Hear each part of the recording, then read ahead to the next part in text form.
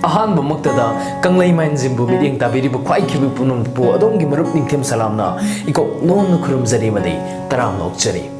Ngasi, Aina Setcheri Physiology, Mayam Ubiraga. Hais, Masi, cooking show Matogada Mali. Natragana, Kainoma Tonga Mali had a success than a Kanbiramani.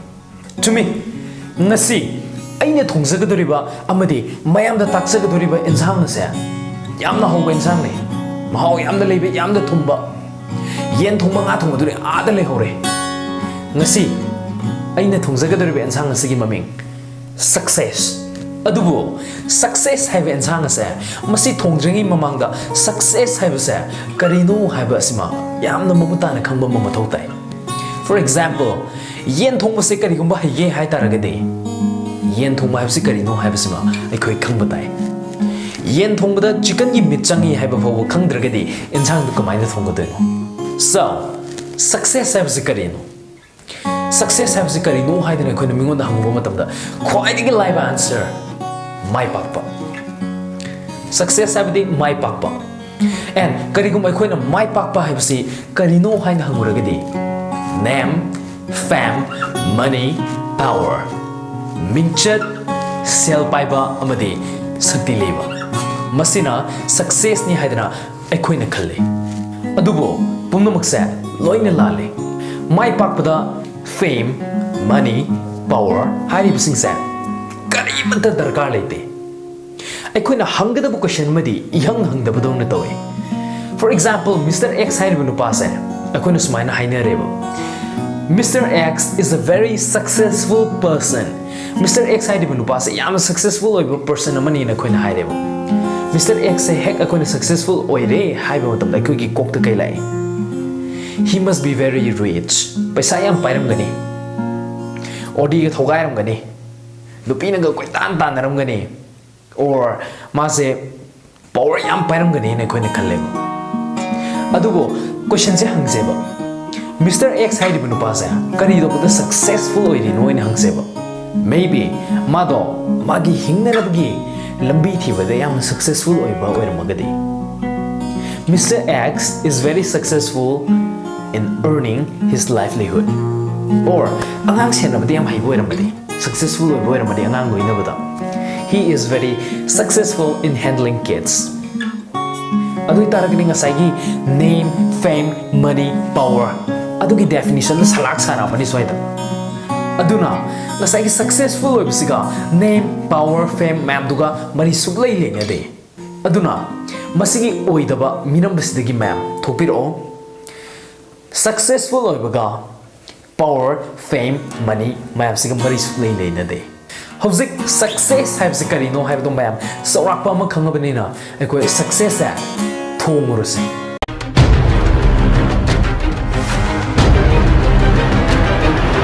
Success hai be sang se asi thongge hai taragadi mangon da chang da baya da bum bajol khare number 1 da patient or dream natragna idea harisi ai aina tongni bisi karino ai ge manglan se karino aina pami bisi karino ha bise masi isai than gyan ta ba ma yam namak maru ai ani subada never give up aina kari gum thabak se tawba hogi taragadi ai ge dream du bo ai ge passion du bo aina Tana the chase to go give at any cost I should live left up.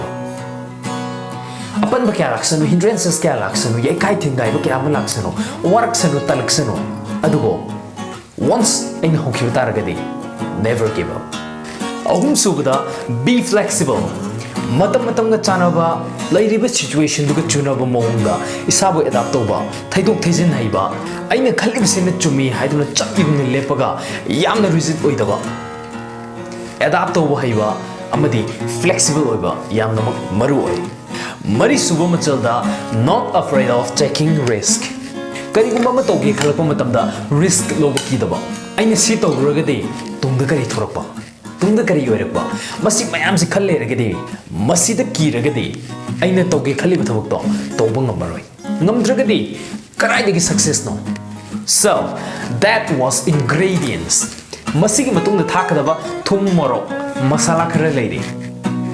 Makoi aduna failure, frustration, demotivation, depression ꯃꯈꯣꯏꯁꯤꯡꯁꯤꯅ ꯊꯨꯝ ꯃꯣꯔꯣꯛ ꯃꯁꯥꯂꯥ ꯏꯟꯁꯥꯡꯗꯨꯕꯨ ꯑꯃꯨꯛ ꯍꯦꯟꯅ ꯃꯍꯥꯎ ꯂꯩꯍꯟꯅꯕ ꯍꯣꯠꯅꯕꯗ ꯃꯇꯦꯡ ꯄꯥꯡꯉꯤꯕ enhancerꯁꯤꯡꯗꯨꯅꯤ failure ꯃꯥꯏꯊꯤꯕ ꯍꯥꯏꯕꯁꯦ ꯂꯩꯔꯝꯗ꯭ꯔꯕ ꯁꯛꯁꯦꯁꯁꯨ ꯂꯩꯔꯝꯃꯣꯏ demotivated ꯅꯤꯡꯍꯟꯅꯕ ꯍꯥꯏꯕ ꯄꯣꯠꯁꯦ ꯂꯩꯔꯝꯗ ꯇꯥꯔꯒꯗꯤ motivatedꯁꯨ ꯑꯣꯏꯔꯝꯃꯣꯏ depression ꯂꯩꯔꯝꯗ ꯇꯥꯔꯒꯗꯤ successful ꯑꯣꯏꯔ ꯃꯇꯨꯡꯗ ꯀꯅꯥꯝꯇꯗ impression ꯄꯤꯕ ꯉꯝꯃꯣꯏ ꯑꯩꯁꯦ ꯁꯤ ꯇꯧꯕꯗꯒꯤ depressed ꯑꯣꯏꯔꯨꯔꯕꯅꯤ ꯑꯗꯨꯕꯨ I overcome 하이나 미군데 impress tꯧ기 chance am leirido madusu leiramoi mathakki machasingsibu mapung fana fajana hapaba amadi changadaba matamdo fajana changhan taragadi success hairi bensang sa kayamuk yamna ho bensang no habdo mayam sa soidna khangani adubo hausiksu successful oine habdi yadri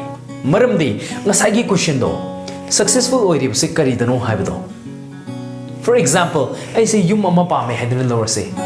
I ni yum se leiba ngamba matamda mayam na kari harakani. He is very successful hain harakani. Question do ngakse. I na successful ori se kari dano. I gi yum se leiba dani. Haibdi I am successful in achieving my goal. That is to buy this house. Adubo I su miyoiba amani. Miyoiba habse apamba mapan naiti.